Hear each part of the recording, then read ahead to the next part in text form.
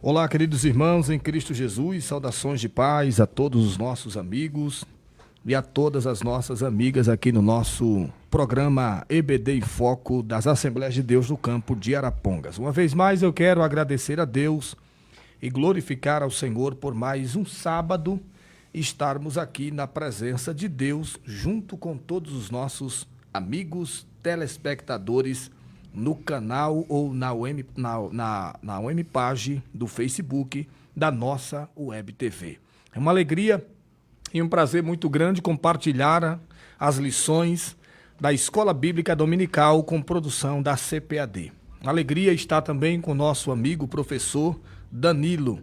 Está aqui pela segunda vez já conosco para juntos glorificarmos a Deus e ele será o nosso professor nessa aula abençoada da lição de número 12. Só para reiterar aos nossos telespectadores que as nossas lições são lições antecipadas, tá? Amanhã será ministrada a lição de número 11 em todas as salas de escolas bíblicas dominicais no Brasil, das Assembleias de Deus e de todas as demais igrejas que usam as lições CPAD. E a lição de número 12 é Sendo a Igreja do Deus Vivo, um tema extremamente relevante, um tema extremamente poderoso, forte, haja vista que na aula anterior estudamos a questão da cultivação da convicção cristã, né? Quando a gente mantém as nossas convicções, mesmo em meio às intempéries e às perseguições que nos sobrevêm. Dessa forma, o nosso comentarista coloca para estudarmos acerca de sendo a igreja do Deus vivo, sendo a igreja que de fato reflete o Evangelho de Cristo para o mundo. E o nosso texto áureo está justamente em Efésios, capítulo de número 5, verso de número 32. Antes, eu quero dar a oportunidade para o nosso professor Danilo apresentar-se aos nossos irmãos. Graça e paz a todos, estou muito contente de estar aqui mais uma vez e espero poder contribuir mais uma vez, todos vocês estão nos acompanhando nesta manhã. Glória a Deus. Texto áureo está em Efésios 5, verso 32, que diz: Grande é este mistério, digo-o, porém, a respeito de Cristo e da igreja. A verdade prática, a noiva de Cristo, não pode ser mundana, não pode reproduzir algo que o mundanismo reproduz, ou que o mundo reproduz, pois ela é a guardiã da verdade, revelada em suas vestes,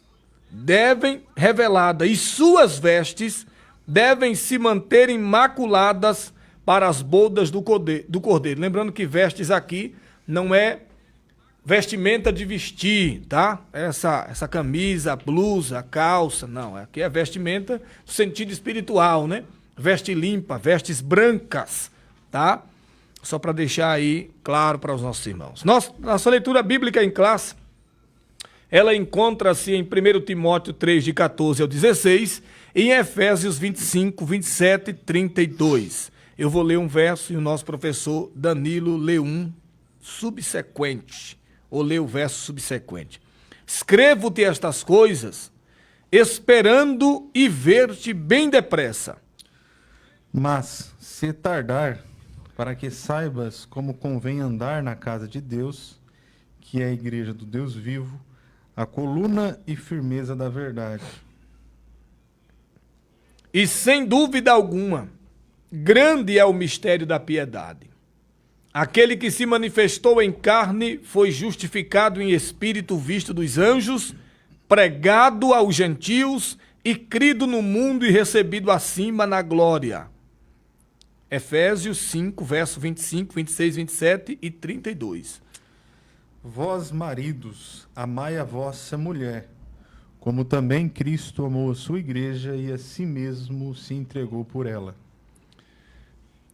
Para santificar, purificando-a com a lavagem da água pela palavra. Para a apresentar a si mesmo, igreja gloriosa, sem mácula, nem ruga, nem coisa semelhante, mas santa e irrepreensível. Grande é este mistério. Digo, porém, a respeito de Cristo e da igreja.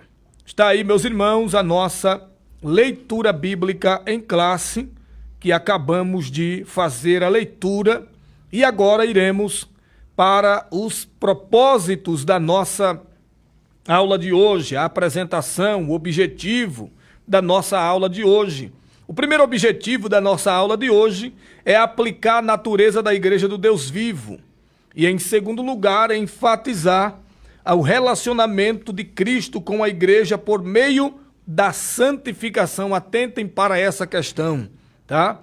E, em terceiro lugar, elencar as armas da Igreja do Deus Vivo, que vai estar lá, né, no nosso texto sagrado das Escrituras, ali em Hebreus. Glória a Deus. Então, meus irmãos, já quero trazer o nosso professor Danilo para dentro da nossa aula e dando a oportunidade para que ele dê prosseguimento a partir de agora, em nome de Jesus. Pode ficar à vontade, professor Danilo.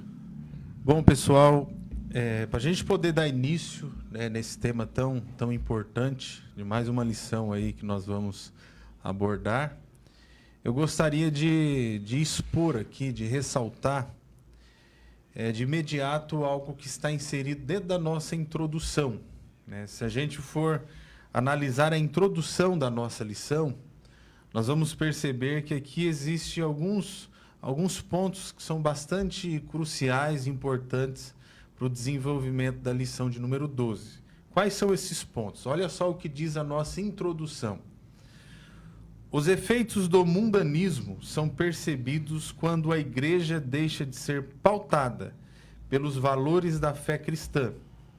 Infelizmente, ela não está imune às influências nocivas da sociedade. E nesta oportunidade, vamos abordar a natureza da igreja, seu relacionamento com Cristo e as armas que impedem a mundanização da igreja local. A proposta é chamar a atenção para o papel da Igreja do Deus Vivo, como coluna e firmeza da verdade. Observe que logo aqui na introdução, presbítero Salim, existe um breve resumo, né? Um resumo bem explicativo, objetivo, bem claro acerca dos principais pontos que nós vamos destacar daqui para frente. Eu gostaria de frisar aqui, em primeiro lugar, o quanto a lição de número 12, sendo Igreja do Deus Vivo, ela destaca o perigo da mundanização da igreja. Ela vai destacar justamente isso. Esse é um dos temas centrais, né, que a nossa lição de número 12 vai nos trazer. O quanto é perigoso a igreja entrar dentro de um processo de mundanização. Esse é um dos pontos centrais. E você vê isso sendo destacado, por exemplo, pelo apóstolo João. Lá na primeira carta do apóstolo João, né, o apóstolo do amor, no capítulo 12, a partir do verso 15, o apóstolo João vai dizer o seguinte, olha só o que João escreve. Não ameis o mundo, nem o que no mundo há. O que no mundo há. E observe que quando o apóstolo João ele usa aqui o termo mundo, a palavra mundo, né, que no grego é cosmos, ele não está se referindo à ordem criada. Ele está se referindo justamente a esse sistema que foi construído pelo homem sem Deus e que carrega características totalmente antibíblicas, fora daquilo que Deus estabeleceu para nós, seres humanos. E observe que a nossa lição de hoje nos deixa bem claro que a igreja precisa tomar um certo cuidado, né? Entender o perigo desse processo de mundanização que muitas vezes muitas comunidades cristãs pelo mundo afora têm aderido.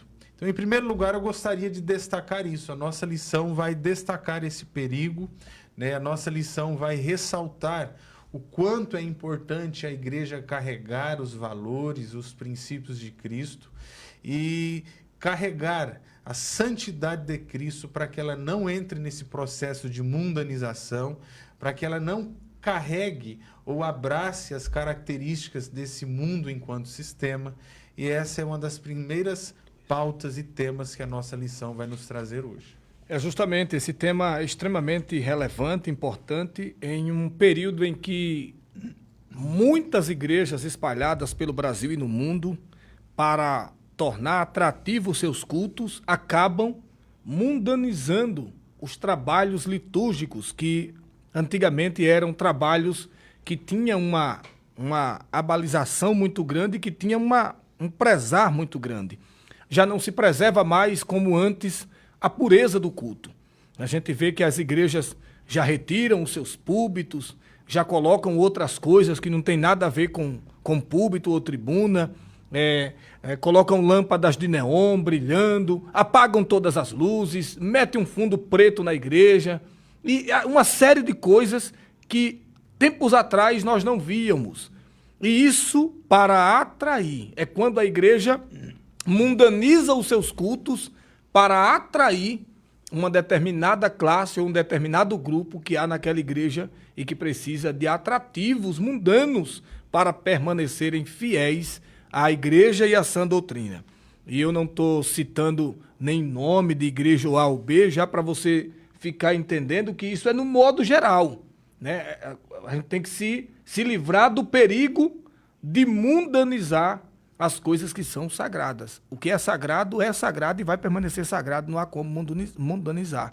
E não tem como você trazer o mundo para dentro da igreja e essa igreja continuar sadia. Muito pelo contrário, você tem que levar a igreja para dentro do mundo para que eles conheçam o evangelho. O verdadeiro evangelho, quando entra, ele muda, ele transforma, ele gera mudanças e mudanças extremas, tá? Há uma palavra que as pessoas desconsideram, mas a salvação de verdade só acontece por meio da regeneração, tá? E a regeneração é dolorosa, porque ela traz consigo a retirada de tudo que agrada o mundo para colocar aquilo que agrada a Deus. Regeneração, né? A transformação brusca. É como uma largata, né, Danilo? Que está no casulo e é aquele ser gosmento, feio, mas quando ela passa pela metamorfose, ela sai um outro ser. Sai outro ser completamente diferente. De uma largata sai uma borboleta com asas, com antenas e por aí vai. Professor Danilo. O interessante é que quando o apóstolo João escreve, né, não ameis o mundo, né, lá na sua primeira epístola, 2,15, né? 2,15, o interessante é que ele ressalta, ele exorta, né, os cristãos ali que estão recebendo de imediato aquela carta para eles não amarem o mundo, o sistema o qual eles estavam ali inseridos. E ele vai destacar na sequência dos seus versículos quais são as características do mundo qual nós vivemos, né, do mundo enquanto sistema. Quais são as características deste mundo enquanto sistema que o apóstolo João nos destaca para a gente não amar, para a gente não abraçar? Ele vai falar sobre a cobiça dos olhos, ele vai falar sobre a ostentação dos bens. O apóstolo João vai falar sobre a consciência da carne, né? Observe que ele destaca, ele exorta os cristãos a não amarem o mundo, e na sequência ele vai trazer as características cruciais, principais, que residem dentro desse sistema mundano. E observe que o apóstolo Paulo nos deixa bem claro em Efésios capítulo 2, que esse sistema, né, o mundo enquanto sistema, ele é presidido pelo príncipe da potestade do ar. Sim. E o príncipe ali, sendo referido da potestade do ar, segundo o apóstolo Paulo, é o próprio Satanás. É como se Paulo estivesse dizendo que o próprio Satanás, dentro dessa estrutura sistemática do mundo, que traz essas características que o apóstolo João destaca, é como se o próprio Satanás presidisse todas essas esferas desse sistema enquanto mundo, enquanto mundanização. Está aí justamente a importância da igreja tomar um certo cuidado, ou um sério cuidado, para ela não entrar nesse processo e carregar as características do mundo que o apóstolo João destaca. E é interessante, professor Danilo, esse texto de 1 João 2,15, porque a palavra ameis, lá do grego, agapão, ela tem a ver com gosto. É como se você gostasse de tomar Coca-Cola E num determinado tempo você descobriu que ela é extremamente ofensiva para você e você teve que mudar radicalmente e retirar o uso da Coca-Cola. Mesmo você gostando, você abre mão daquele copo de coca. Isso é renúncia. Aí a expressão agapão do grego é gostar muito, receber com alegria, acolher, amar eternamente, estar satisfeito, estar contente. Veja, então, como é que eu sou cristão, servo de Deus, e eu estou contente com as coisas que o mundo me oferece? Contente.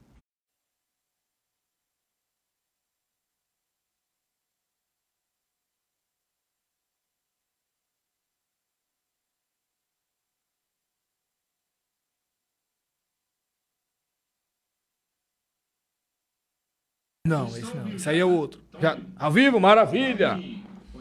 Glória a Deus. Meus irmãos, estávamos aqui tratando sobre as expressões que há no texto de João 1 João 2,15, e a nossa eletricidade caiu. Caiu a eletricidade, um dia de muita chuva aqui em Arapongas, mas, graças a Deus, retornamos com a nossa aula da Escola Bíblica Dominical e já quero transferir já para o nosso professor Danilo continuar. Já aqui, nesse tópico primeiro, temos pouquíssimo tempo. Vamos aqui esticar em algumas falas esse tópico primeiro, para depois ir para o segundo e, por fim, o terceiro. Professor Danilo. Observem que antes, né, desse pico de energia acontecer, nós estamos falando sobre o quanto a igreja precisa tomar um certo cuidado, né, para ela não se mundanizar, ou seja, carregar as características deste mundo enquanto sistema, né, que é presidido pelo próprio Satanás. E aqui no nosso ponto 1, nós temos os motivos do porquê que a igreja em si, ela não pode entrar dentro desse processo de mundanização. O porquê? Aqui no ponto 1 nós temos a certeza absoluta que a igreja, ela carrega a natureza da igreja do Deus vivo. A igreja carrega a natureza do Deus vivo. E a ideia de natureza aqui é qual? Quando nós falamos sobre a natureza da igreja, nós estamos falando sobre o seu caráter, nós estamos falando sobre a sua índole, a índole da igreja, nós estamos falando sobre a sua essência, a essência da igreja do Deus vivo. Então observe que a ideia de natureza aqui está associada a isso, a caráter, a índole, a essência da igreja. E a essência, a índole, o caráter da igreja precisa estar em conformidade com quem? Precisa estar em conformidade com a natureza do próprio Cristo, com a natureza do próprio Jesus, com a essência do próprio Jesus, o caráter, a índole da pessoa de Jesus. E isso acontece, a própria lição que nós temos hoje aqui à nossa disposição nos diz isso. Por quê? Porque nós somos templo do Espírito Santo, nós somos casa do Espírito Santo. Então, se o Espírito Santo ele reside, ele mora, ele está em nós, isso significa que a gente está em conformidade com a natureza, o caráter, a santidade do Deus o qual nós servimos. E olha só, presbítero Salim, a importância da igreja não entrar nesse processo de mundanização. Ela carrega a natureza do Deus vivo. E, diante disso, ela tem uma responsabilidade muito grande de testemunhar as maravilhas e as obras de Deus aqui neste mundo. É isso mesmo. Essa natureza da igreja do Deus vivo abarca essas questões, né, de caráter e também essas questões de como se comportar, a forma que anda, com quem anda. Tudo isso tem a ver com a natureza do Deus vivo. Ora, a natureza da igreja do Deus vivo, ela é uma natureza equilibrada, né? Uma natureza que reflete a glória de Cristo. Então, uma igreja que reflete a glória de Cristo não pode ser qualquer igreja. E não pode andar de qualquer maneira, nem pode falar o que quer falar na hora que quer e quando quer. Ele vive integralmente a vida de Cristo. Paulo disse isso várias vezes, né? Eu fui crucificado com Cristo. E a vida que agora vivo, Olha o que ele diz. Não sou eu. Eu não vivo a minha vida, eu vivo a vida que Cristo proporciona para mim viver. A vida que Cristo almeja que eu viva, que quer que eu viva. Então tem todas essas questões. Pode ir. Observe que além dela carregar a natureza do Deus vivo por ser morada do Espírito Santo, a nossa lição vai nos deixar bem claro que ela também é a coluna e firmeza da verdade, né?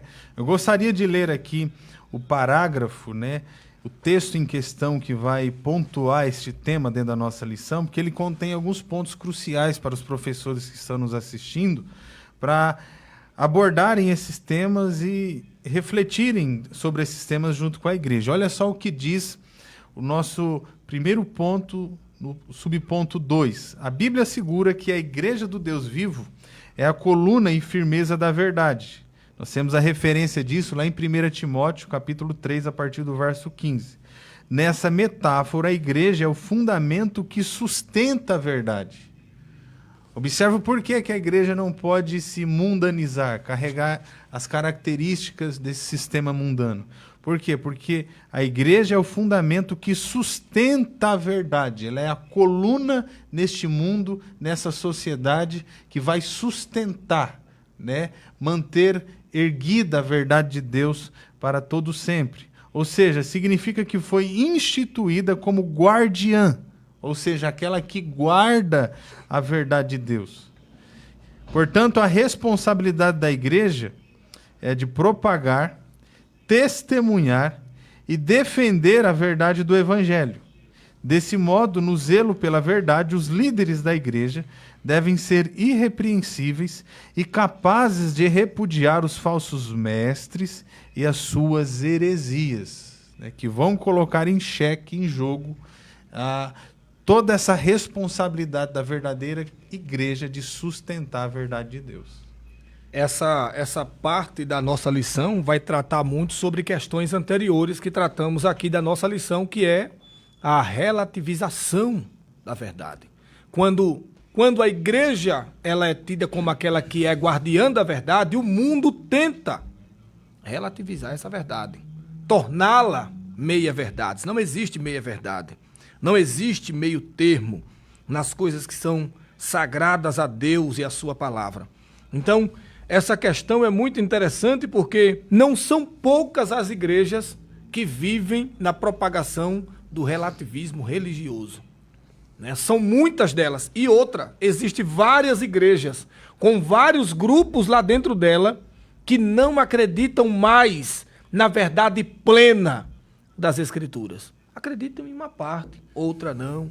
Acredita na metade de um texto, na outra metade não. Não sei como pode ser isso, mas é assim. Então a igreja ela luta contra isso. Ela peleja contra isso, guardando de fato aquilo que é verdade. E olha só que interessante. Olha só como que o papel da igreja, né, enquanto coluna, enquanto instituição divina, né, que sustenta a verdade de Deus neste mundo, é crucial e importante para a própria sociedade secular se manter vivendo aqui nesta terra. Se você for fazer uma breve pesquisa bíblica, você vai ver que o povo de Deus ele sempre teve a capacidade de preservar o mundo, né, em sua totalidade, do próprio juízo divino. O povo de Deus, através dos seus valores, através dos seus princípios, sempre teve a capacidade de preservar. Você tem vários exemplos bíblicos que nos mostram que na ausência de justos, presbítero Salim, olha só, na ausência de justos dentro de uma determinada sociedade, dentro de um determinado contexto geográfico, dentro de um determinado lugar, a ausência de justos fez com que Deus derramasse o cálice da sua ira sobre determinados lugares. Nós temos vários exemplos disso, por exemplo, na história de Noé. Noé, justamente o contexto de Noé é marcado pela corrupção, é marcado pela falta de valores, é marcado pela falta de princípios divinos. E na ausência de justos, no plural ali, o que Deus fez? Separou Noé como o único justo da sua época, e ele derramou o cálice da sua ira sobre aquela sociedade pecaminosa. E Noé é levantado para preservar Preservar. uma verdade que praticamente não existia mais na sua época, né? O povo vivia uma devassidão desenfreada e sem controle algum. O outro exemplo disso também está lá no Gênesis, na cidade de Sodoma e Gomorra. Né? Na ausência de justos, no plural, observe, o texto nos deixa bem claro que Deus derrama o cálice da sua ira sobre aquelas cidades. E o porquê que Deus faz isso? Ele vai derramar a sua ira sobre Sodoma e Gomorra, por quê? Porque a ausência dos seus valores, a ausência do quê? Dos seus princípios divinos. Então nós aprendemos que a igreja, por mais que ela muitas vezes sofre preconceito, muitas vezes que ela sofre perseguição por essa sociedade secular, a presença da igreja aqui neste mundo faz com que Deus preserve este mundo da forma como ele está. A partir do momento que a igreja ela for arrebatada, o que vai acontecer? Todo este mundo, enquanto sistema, vai entrar em um processo de colapso apocalíptico. E nós vemos o papel fundamental da igreja sustentar a verdade de Deus, sendo uma coluna da verdade nessa terra. Embora não seja fácil sustentar a verdade, é muito complicado e difícil, as nossas igrejas, por exemplo, a Assembleia de Deus permanece uma igreja firme, uma igreja extraordinária. Só na minha cidade, em São Miguel dos Campos, são 90 anos de Assembleia de Deus. Aqui na cidade de Astorga, campo dirigido agora pelo egrégio pastor Paulo Lemos, vice-presidente aqui do campo de Arapongas, tem 75 anos, salvo equívoco. Então veja que, embora a igreja ela passe por adversidades, lutas, provas e entre outras e níveis de perseguições, ela permanece de pé, dando glória ao Deus vivo e que peleja por ela. É algo extraordinário. Pode já entrar já, professor Danilo, nesse segundo ponto aqui, para a gente dar uma adiantada e ficar mais detido lá no último. Observe que, além da igreja ela carregar a natureza do Senhor Jesus Cristo, além dela ser a coluna e firmeza da verdade, nós, enquanto igreja, observe que a nossa lição nos deixa bem claro que nós precisamos esclarecer o mistério da piedade, ou seja, o mistério da fé. Se os irmãos, os professores que estão aí nos assistindo, fizeram uma pesquisa acerca dessa palavra mistério, dentro principalmente do Novo Testamento, você vai ver que Paulo vai usar por diversas vezes, professor Salim, essa palavra mistério. Né? Ele usa essa palavra quando ele escreve aos Efésios, ele vai usar essa palavra quando ele escreve a carta aos Colossenses. E quando Paulo usa essa palavra mistério dentro do contexto do Novo Testamento, ele está se referindo ao quê? Ele está se referindo ao Evangelho. Ao Evangelho que, dentro do contexto do Antigo Testamento, ele estava ofuscado. Né? A condição do Evangelho dentro do Antigo Testamento era justamente uma condição não tão clara como no Novo. Nós tínhamos justamente no Antigo Testamento o quê? Sombra daquilo que Jesus ia nos esclarecer e os apóstolos nos esclareceram através das suas epístolas.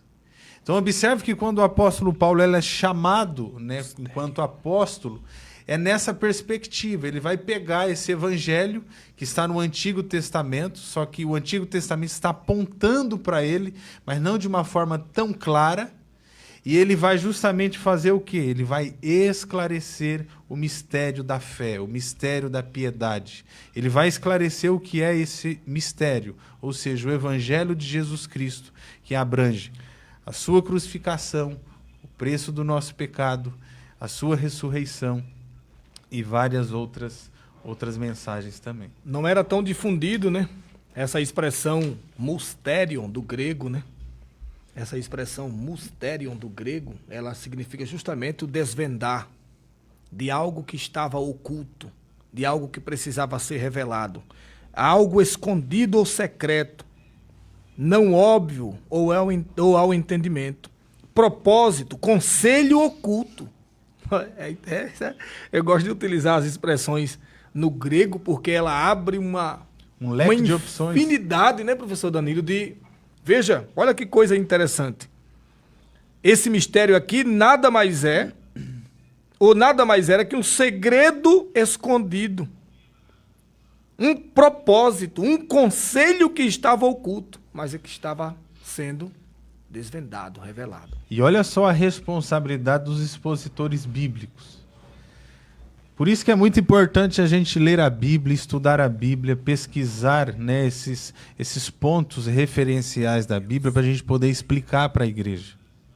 A responsabilidade do expositor bíblico é muito grande. Ele vai pegar um livro esclarecido e ele vai pegar esse livro, a Bíblia, que foi esclarecido pelos apóstolos, e ele vai ensinar, ele vai transmitir esses mistérios, essas revelações divinas para a igreja.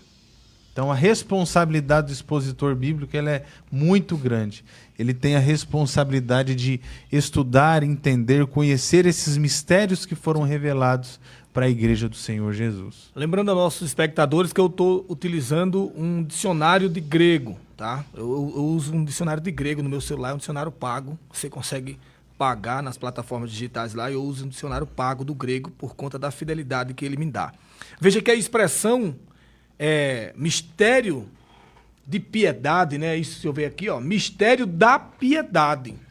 Ele usa mistério, algo que foi um propósito revelado, e depois ele usa a expressão eusebeia do grego. Eusebeia do grego, que é piedade. Eusebeia do grego, piedade quer dizer reverência, respeito, fidelidade às coisas de Deus. E é aqui, professor Danilo, que a minha alma se alegra.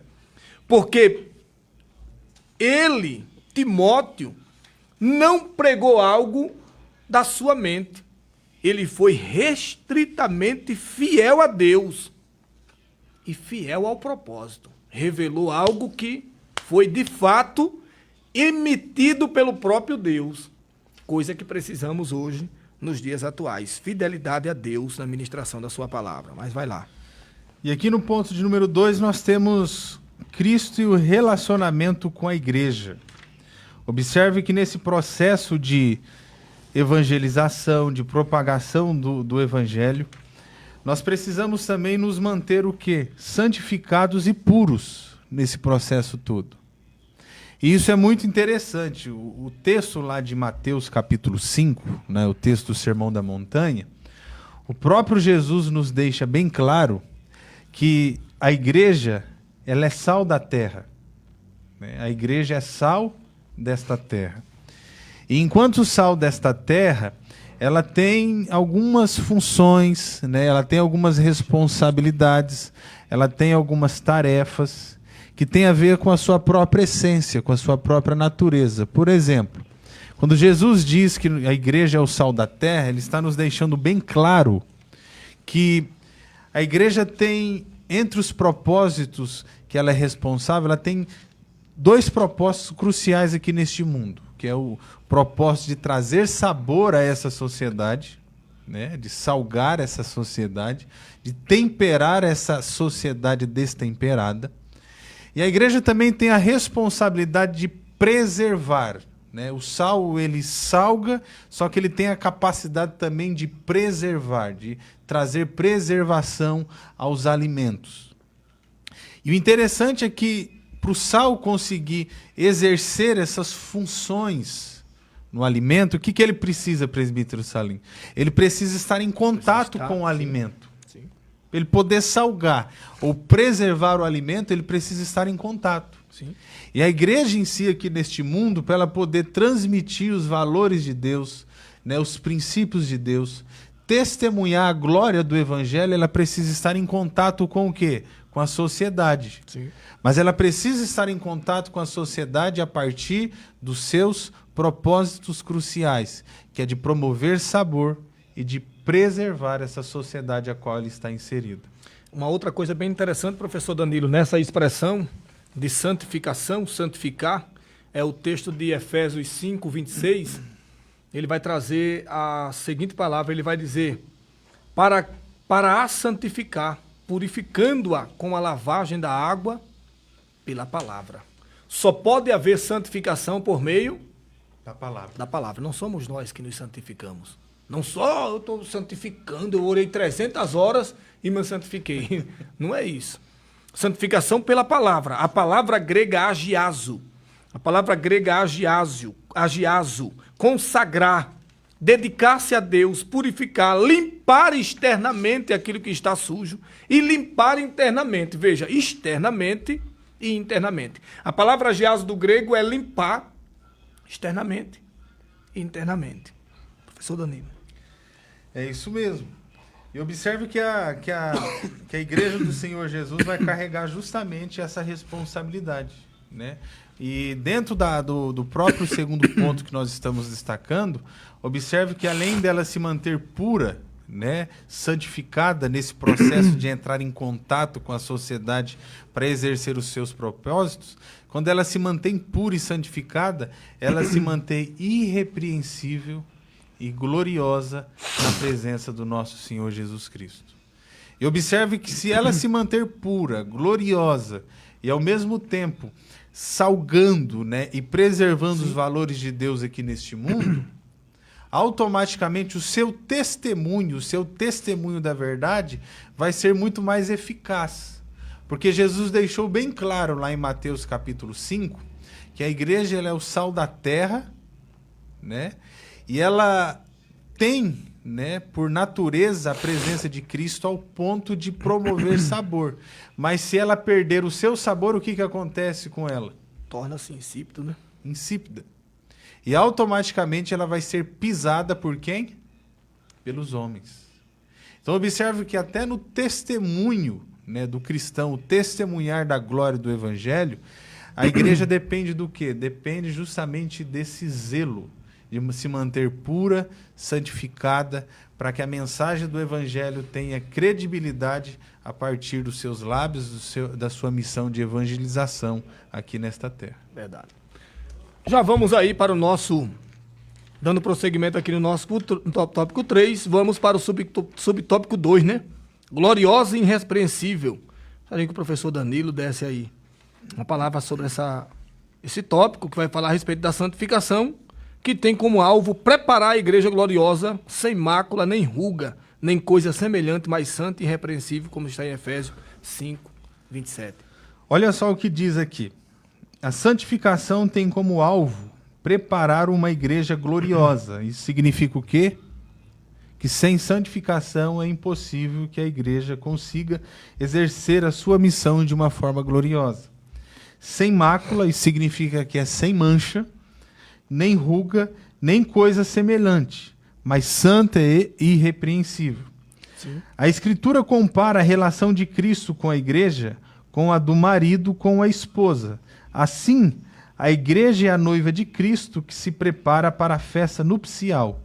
Durante essa espera, né, por meio do Espírito Santo, Cristo a santifica para apresentá-la a si mesmo totalmente pura. É uma igreja que está sendo preparada pelo Espírito Santo para ser apresentada a Cristo totalmente pura. A ausência de mácula e de ruga significa sem mancha alguma, de ordem moral, olha só, e espiritual. Vestida nesse grau de pureza, somente a igreja santa e imaculada terá acesso à ceia das bodas do Cordeiro. Acerca disso, Cristo advertiu não ser possível entrar nas bodas sem a devida veste nupcial. É isso que nós estamos conversando aqui desde o início. A igreja, no seu processo de evangelização, de propagação do evangelho, ela precisa estar constantemente se avaliando, né? Avaliando-se a sua moralidade, a sua ética cristã. Por quê? Porque todos nós, enquanto igreja, vamos nos encontrar com o nosso Salvador nas bodas do Cordeiro. E oxalá que a gente se encontre com Ele com as nossas vestes limpas. Glória a Deus, é uma bênção dos céus, essa nossa lição está uma bênção, irmãos. Infelizmente o nosso tempo está se encerrando e eu já quero partir para o nosso terceiro tópico. Vamos tratar acerca das armas da Igreja do Deus Vivo. E eu queria já que o nosso professor Danilo entrasse nessa questão do zelo pela palavra, coisa que está faltando nos dias atuais, irmãos. Está faltando zelo pela palavra E está faltando também fidelidade à palavra. Tem muita gente se utilizando de exegese e esquecendo a exegese. Coloca o que quer quando quer. O que seria a exegese? A exegese seria nada mais, nada menos que algo que eu infiro ao texto, mas não existe lá. É o meu achismo, né? Eu pego, leio o texto aqui e digo que eu tenho que santificar a minha vida, e na exegese eu interpreto esse negócio de uma maneira relativa. Eu posso santificar, mas eu não preciso ser um quadrado, eu não preciso disso ou daquilo, tal, e eu anulo ou eu acrescento coisas que não há no texto. Isso é exegese. E a exegese é a matéria que trata com fidelidade da interpretação do texto. É isso aí. Um dos pontos talvez mais importantes, né, para a gente poder fazer um comentário acerca do zelo, né, pela palavra, tem a ver com a responsabilidade do expositor, do pregador bíblico em transmitir essa mensagem à igreja. Por quê? Porque uma das principais responsabilidades e funções de todo pregador bíblico, né, de todo pregador que carrega a ortodoxia cristã na sua interpretação do texto bíblico, é justamente a responsabilidade de ir para o texto e buscar entender qual era a intenção autoral do autor do texto bíblico. E quando o expositor bíblico ele faz isso no ato de transmitir uma mensagem para a sua igreja, quando ele vai para o texto em busca de descobrir a intenção autoral do autor bíblico, automaticamente o que ele está tendo? Zelo pela palavra de Deus. Por quê? Porque ele busca entender a intenção autoral para, a partir dessa intenção, entender o texto e fazer as aplicações necessárias que a igreja, naquele momento, está precisando e necessitando. Então, o zelo pela palavra envolve pesquisa, envolve submissão à autoridade bíblica, envolve tempo, envolve uma interpretação, né, que respeite a ortodoxia, a doutrina reta da fé cristã, e que Deus possa levantar pessoas que têm esse zelo pela palavra, que façam uma boa interpretação do texto bíblico, para que a igreja seja alimentada com a verdade, e não, como disse aqui o nosso presbítero Salim, não com os seus achismos e interpretações bizarras como nós encontramos por aí. É um problema, sempre é um problema quando eu tento me utilizar da Bíblia para amassagear o meu pecado. Esse é o problema da humanidade hoje. Eu tento enquadrar a Bíblia, adequar a Bíblia à minha vã maneira de viver.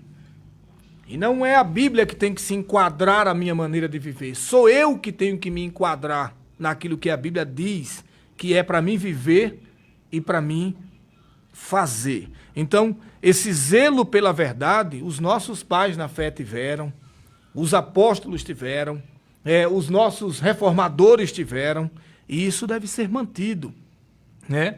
Oxalá que os pastores atuais despertem para o zelo da palavra. Perceba, professor Danilo, que os cultos de doutrina estão sendo banalizados. Não querem mais fazer culto de doutrina. O culto de doutrina é substituído por qualquer coisa. Campanha da virada, campanha da vitória, campanha do avivamento, campanha disso, campanha daquilo. E retira-se o culto da palavra. Eu não quero trazer o que tem no Nordeste para cá, mas só para nível de comparação. Na minha região do Nordeste, o culto de doutrina é sagrado. Nada substitui o culto de doutrina.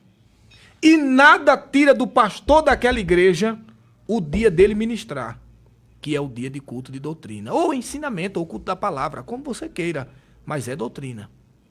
Porque aquilo ali é o que alimenta a igreja, é o que sustenta a igreja. Quem sustenta a igreja não são os louvores.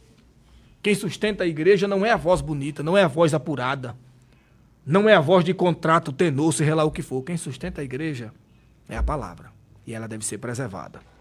Pode ir. E observe que quando a igreja ela é instrumentalizada através de uma boa palavra, através de boas doutrinas, através de uma boa revelação bíblica a partir do texto bíblico, Observe que essa igreja, ela consegue o quê? Ela consegue alcançar tudo que a nossa lição de hoje nos apresentou. Ela consegue carregar a natureza de Cristo, né, em seu caráter, em sua essência, em sua natureza enquanto igreja, enquanto corpo de Cristo. Ela consegue blindar a sua moralidade, a sua questão moral e ética, a partir de uma santificação plena no nosso Senhor Jesus Cristo. Ela consegue, ao mesmo tempo, manter o zelo pela verdade, né? A verdade de Deus constantemente está sendo pregada, expressada, evidenciada a ela. Ela automaticamente consegue exercer a sua missão de apologeta. Sim.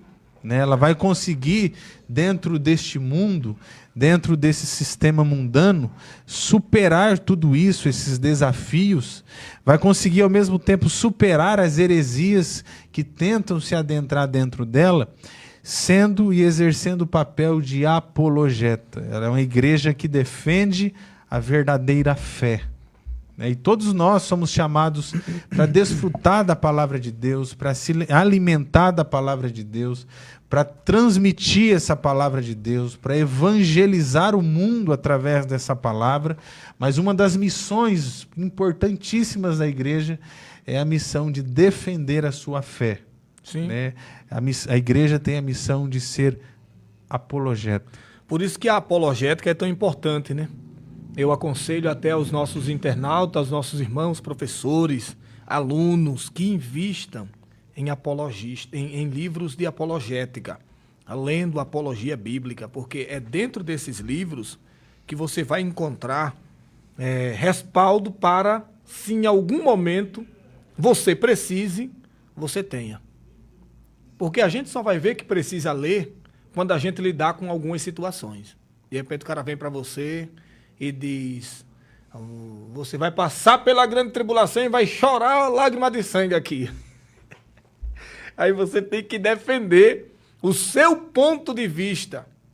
E a defesa apologética é justamente isso, defender o seu ponto de vista, mas não aquilo que você acredita. Aquilo que a Bíblia propaga, aquilo que a Bíblia diz. Senão, se você defende só o que você acredita, você não é um exegeta, você é o exegeta. Você é o cara do... Não, é o que eu penso, é o que eu acho e ponto e acabou. Não é assim. Então, o apologista trabalha com o ensino da verdade. Né? Ele trabalha propagando aquilo que é verídico, aquilo que as Escrituras dizem e nada mais. Só as Escrituras e nada mais. Só a Bíblia e nada mais. Só a palavra. O apóstolo Paulo, quando ele está lá em Atenas, né, o berço da filosofia clássica, ele está diante dos intelectuais de Atenas. Está entre os estoicos, os epicureus, né, os propagadores dessas escolas filosóficas do período helenístico. E quando ele está lá em Atenas, se você for analisar o sermão que ele prega no Areópago, é uma mensagem totalmente apologética. Dentro daquele sermão, ele vai defender o quê? Ele defende o Evangelho. Dentro daquele sermão que ele está pregando a epicureus, né, e estoicos, ele vai defender a mensagem da ressurreição. Dentro daquele sermão que ele prega, ele defende a existência do verdadeiro Deus, que para os atenienses naquele momento era um Deus desconhecido. Observe que Paulo ele transmite uma mensagem, ele tem por intenção subjetiva e interior transmitir uma mensagem que vai evangelizar e vai justamente encontrar espaço na intenção de converter aqueles corações. Só que essa mensagem evangelizadora do apóstolo Paulo é uma mensagem que vem justamente com essa força apologética. É uma mensagem que vem nessa força de defesa das verdades e doutrinas cruciais da nossa fé. Então eu termino aqui até dizendo que todo cristão ele precisa ser um apologeta, ele precisa justamente defender a sua fé, as doutrinas, a ortodoxia correta da fé que ele professa. E olha que coisa interessante, quando Paulo escreveu a primeira carta, ou a sua primeira carta a Timóteo, quando ele escreve o capítulo 3, verso 2, ele diz: é necessário, portanto, que o bispo seja irrepreensível, esposo de uma só mulher, tá?